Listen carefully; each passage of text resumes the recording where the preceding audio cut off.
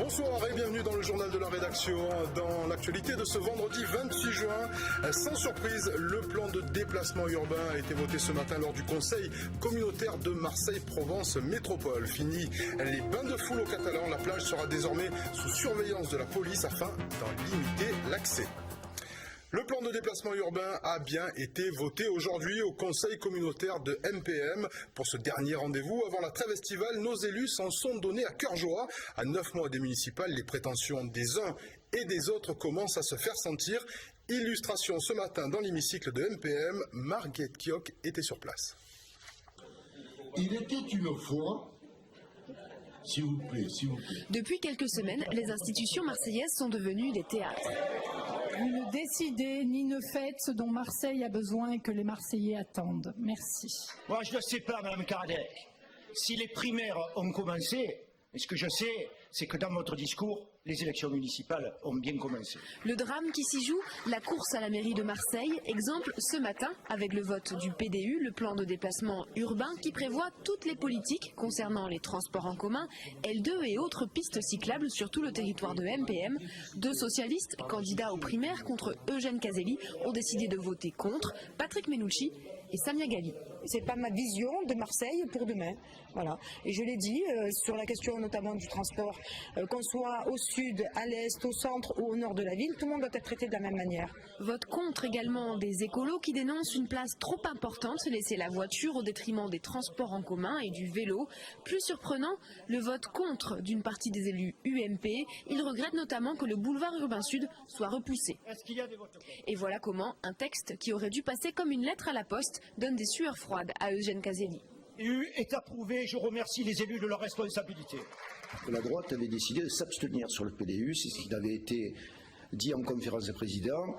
Voilà 2 fois que la droite ne tient pas ses engagements.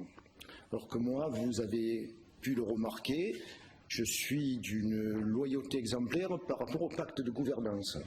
Adoption également du PLU pour Marseille et les autres villes de MPM. Une fois les 150 rapports votés, voilà venu le temps de la pause estivale. Rentrée des élus communautaires prévue le 25 octobre, au lendemain des primaires socialistes.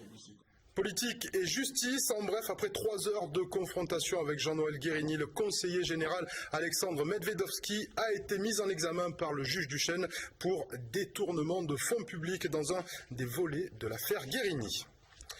Social, les salariés de la grande minoterie de la Méditerranée, plus connus sous le nom des Grands Moulins Morel, étaient ce matin devant le tribunal de grande instance de Marseille. Ils demandent l'annulation du plan de sauvegarde de l'emploi mis en place par la direction du groupe Nutrixo. L'année dernière, la direction des Moulins Morel avait annoncé la fermeture de l'usine de la Valentine. 60 emplois sont menacés. On écoute la réaction d'un des salariés. C'est un plan qui, au niveau tant social que financier, est injuste. Il prévoit des reclassements à l'autre bout de la France, avec des pertes financières au niveau salarial très importantes. Ils veulent nous fermer, donc on ne peut pas concevoir qu'ils aient cherché réellement un repreneur. Et là, on a obtenu, il y a 2 mois de ça, la nomination par le comité d'entreprise d'un cabinet de recherche de repreneurs indépendant. Et donc, depuis 2 mois, ils recherchent des repreneurs activement. Il y a déjà des pistes et c'est vraiment une belle victoire. Autre lutte sociale, cela fait 1000 jours aujourd'hui que les salariés de Fralib sont en lutte pour ce triste anniversaire. Les Fralib, avec la CGT, recevaient des délégations de salariés en lutte contre la fermeture de leur usine ou encore contre des suppressions de postes. Et ils sont venus de toute la France pour assister à la grand-messe des luttes sociales. Nathalie Coquille. Fralib, Sanofi, Pilpa, même combat. Les salariés étaient nombreux ce matin à se mobiliser pour un carrefour des luttes à l'usine de Gémenos. Leur but, s'unir contre les licenciements et les fermetures de sites. On vit la même chose dans les différentes entreprises, mais c'est la même réalité. Si c'est des multinationales, la plupart, ils fonctionnent, c'est la même stratégie, la même logique de sabordage de l'emploi justement. Avec plus de 1000 jours de lutte à leur actif, ce rassemblement marque un véritable cap pour les Fralib, qui ne sont plus payés depuis mars dernier. Ils devront également passer l'été sans revenu. En attendant la décision du Conseil des prud'hommes concernant la rémunération de leur salaire, Ils s'improvisent guides et font visiter leur usine à l'arrêt à leurs compagnons d'infortune. Ça te fait drôle, ça te fait de la peine aussi de voir ça tout arrêter. Dès qu'on redémarre un peu certaines machines, on remet les compresseurs en route pour faire des essais, pour faire un peu de maintenance ou quoi. Déjà à l'oreille, ça fait du bien. Au-delà de la colère contre les dirigeants de leurs entreprises, les salariés reprochent au pouvoir public et politique leur inaction. Au niveau du gouvernement, aujourd'hui, que ce soit ceux qu'on connaît aujourd'hui ou ceux qu'on a pu connaître dans le passé, on n'attend pas grand-chose. Par contre, on attend certainement qu'il y en ait d'autres qui prennent la place et qui soient enfin du côté de ceux qui produisent la recherche du pays, c'est-à-dire ceux qui travaillent. Salariés et syndicats ne souhaitent pas en rester là. Début septembre, une nouvelle journée des convergences est organisée à Sisteron, cette fois par les employés de Sanofi. La plage, même si la saison estivale reste tardive cette année, les Catalans voient quand même la fréquentation augmenter. Il n'existe pourtant qu'un seul passage sur cette plage pour aller faire la sardine sur le sable. Un problème en cas d'intervention des services de secours. La mairie a donc décidé de limiter l'accès à 1000 personnes. Anaïs Gonfon et Bettina Métro. 2000 m², pourtant ils étaient plus de 2000 le week-end dernier sur la petite plage des Catalans, soit moins d'1 m² par personne. Une situation ingérable pour les secours, la mairie a donc mis en place un arrêté municipal afin de limiter son accès. Depuis plusieurs années, on a des soucis de surfréquentation de la plage des Catalans, qui est une plage enclavée, avec parfois des situations de promiscuité, de début de bagarre, de choses comme ça, qui nuisent à la tranquillité publique. Et donc nous devons nous mettre en conformité pour gérer cet ordre public. Donc la police nationale m'a demandé de prendre un arrêté municipal. Autre problème pour cette plage du centre-ville, elle ne possède qu'une seule entrée et donc une seule sortie. En cas de mouvement de foule, le pire serait envisageable. Désormais, un agent de police limitera l'entrée temporairement, une mesure qui ne fait pas l'unanimité chez les plaisanciers. Je ne suis pas trop pour le fait qu'il y ait quelqu'un qui filtre à l'entrée de la plage. Les gens qui ne sont pas gênés par le monde peuvent venir et ceux que ça gênera de toute façon ne viendront pas. Voilà. Je pense qu'il s'il y a trop de monde, on est bien obligé quand même de limiter. On va se retrouver comme des sardines. Une initiative qui pourrait engendrer des frustrations à l'entrée de l'été. Le doublement de la surface de cette plage est prévu par la mairie. Les travaux devraient commencer début 2014. Des travaux sur 3 ans dont le coût est estimé à 15 millions d'euros. Pour la deuxième année consécutive, les écoles des quartiers difficiles de Marseille viennent à la rencontre des institutions, police, gendarmerie, pompiers ou même la Légion étrangère. Cette opération qui s'est déroulée sur l'esplanade du J4 face au MUSEM a pour but de sensibiliser les plus jeunes au respect des institutions et voire même peut-être susciter des vocations. Tout à fait, on peut prendre qu'une victime allongée dans un camion de pompiers, donc du coup, forcément on va donner le nombre de victimes. Et ensuite, très bien, tu as dit qu'on allait dire tout ce qu'il fallait. Aujourd'hui sur l'esplanade du J4, on est loin des salles de classe, mais pourtant on écoute, on découvre et on apprend. À la gendarmerie, on a appris que les gendarmes sont méchants avec les méchants. Ici, on est gentils, ils ne font rien. Et que la gendarmerie, c'est pas pareil que la police. Si on fait une bêtise ou un truc très dangereux, on sera réprimé À l'heure de la reconquête des cités marseillaises par l'État via les zones de sécurité prioritaires, les ZSP, certains ont décidé de prendre le problème à l'envers.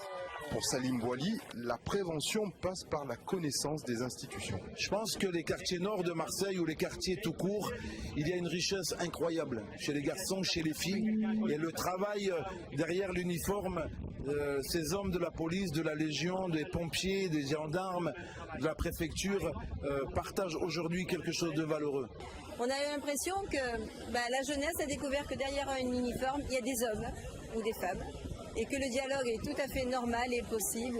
Une rencontre enrichissante pour les enfants, mais aussi pour les forces de l'ordre qui se prêtent au jeu, avec l'espoir de susciter, pourquoi pas, des vocations. Ça permet effectivement, surtout vraiment, aux enfants qui ne savent pas effectivement à quoi sert exactement la police, à quoi sert la Légion étrangère, à quoi servent les pompiers, de recentrer, de leur dire voilà à quoi servent ces institutions, ce qu'elles vous apportent, ce qu'elles apportent à vos parents et à vous-même, et puis éventuellement ça peut susciter aussi, et ça a déjà suscité des vocations pour le futur. Et peut-être que cette nouvelle journée de rencontre entre les écoles et les forces de l'ordre suscitera de nouvelles vocations. La campagne de prévention estivale de Réseau Ferré de France a débuté chaque année à la même époque. Il est nécessaire, important de rappeler le danger de traverser les voies ferrées, notamment sur la ligne de la Côte Bleue. Aurélie Repère. Pas facile de voir la lumière au bout du tunnel. Pour le conducteur et comme pour les usagers. À l'approche de l'été, Réseau Ferré de France lance sa campagne de prévention annuelle. Inviter les audacieux piétons à sortir des rails. Les gens pensent qu'ils entendent le train, et c'est faux, puisque de face on n'entend pas les trains. Les gens pensent qu'ils ont le temps de s'éloigner, et c'est faux aussi. Ils pensent que le train va freiner, le train met des centaines de mètres pour s'arrêter. Donc c'est vraiment sensibiliser que sur une voie ferrée, on est vraiment on risque sa vie en marchant sur une voie ferrée. Une trentaine de trains circulent par jour sur la Côte Bleue, avec des arrêts parfois à quelques mètres de la plage. Entre 2000 et 2010, 14 accrochages, certains mortels, ont eu lieu sur cette ligne. Depuis 10 ans, les accidents de personnes ont diminué de 40% sur l'ensemble du réseau. Ça va être le pêcheur le matin à 6 h jusqu'à la famille qui va venir promener et qui va aller dans les calanques l'été. Donc en maillot de bain avec le bateau gonflable. J'ai déjà vu mon bateau gonflable avec un père de famille sur un pont. Nous, en tant que conducteurs, on circule à une centaine de kilomètres/heure sur cette partie de voie. Et donc on a que 200 à 300 mètres vraiment de visibilité. Tous les promeneurs ne tentent pas le diable. Pour certains, il n'est pas question de traverser les rails. Non, parce que tout petit, on m'a appris à pas le faire, puisque c'était mon métier. Donc, non, par contre, j'ai fait en sorte que beaucoup de gens ne traversent pas, hein, ça c'est clair. Outre l'affichage, les moyens de dissuasion sur le terrain sont renforcés chaque année.